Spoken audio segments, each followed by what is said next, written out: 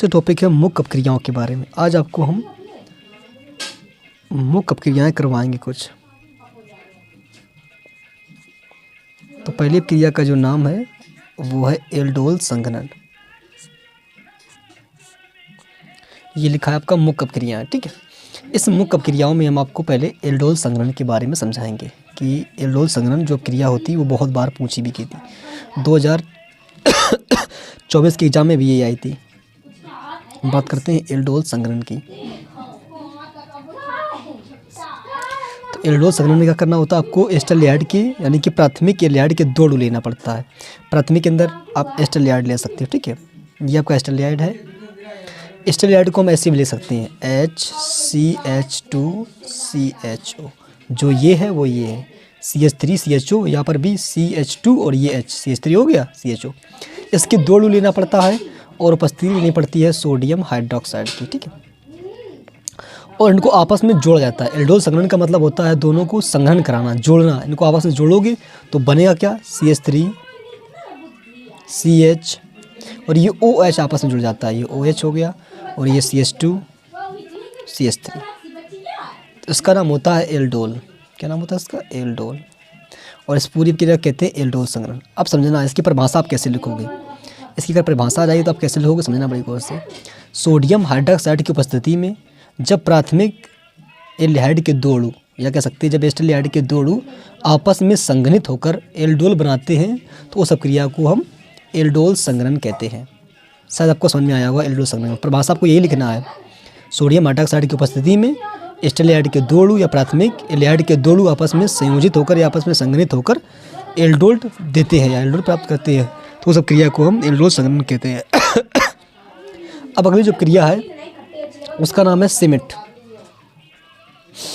सिमेट क्रिया ये बहुत पूछी जाती है, समझिए सिमेट क्रिया के बारे में। सिमेट क्रिया में होता क्या है, समझना बड़ी गौर से। इसमें आपको कार्बोनिल यौगिक लेना पड़ता है। कार्बोनिल यौगिक में जैसे कि एस्टेरॉयड, एस्टिक एसिड और कोई भी कीटोन, ठीक है। तो हमने यहाँ पर एस्टिक एसिड ले लिया है। तो एस्टिक एसिड की जो क्रिया होती है वो हाइड्राजोइक अम्ल से करानी पड़ती है। इसका नाम क्या होता है, हाइड्राजोइक अम्ल। अगर NH3 है तो इसका नाम अमोनिया है। अगर ये 3 इसमें लग गया तो इसका नाम हाइड्राजोइक एसिड। क्या नाम होता है इसका, हाइड्रेजोइक या हाइड्राजोइक, ठीक, हाइड्रेजोइक अम्ल, ठीक है, ये इसका नाम होता है।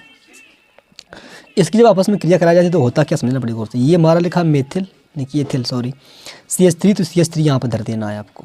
जब CH3 यहाँ पर आ गया तो जो CO2 होती है ये बाहर निकल जाती है। CO2 बाहर निकल गई, ठीक है। एक H ये 2 H हो गए और एक यहाँ से ले लेते हैं नाइट्रोजन तो हो जाता है हमारा NH2। यानी एक N यहाँ से ले लिया और ये 2 आपस में H मिलकर न देते हैं। बचा हमारे पास नाइट्रोजन 2 तो नाइट्रोजन गैस भी बाहर निकल जाती है N2। तो ये कार्बोक्सिलिक एसिड था। इसकी क्रिया हमने हाइड्रोजोइक अम्ल से कराई और बना क्या हमारे पास, ये बना हमारा प्राथमिक एमीन जिसे कहते हैं मेथिल एमीन। CO2 गैस बाहर निकली और नाइट्रोजन गैस बाहर निकली है। शायद आपको समझ में आया होगा इस क्रिया में। परिभाषा कैसे लिखना है, आपको परिभाषा के बारे में भी आपको समझाते हैं कि परिभाषा इसकी कैसे लिखना है।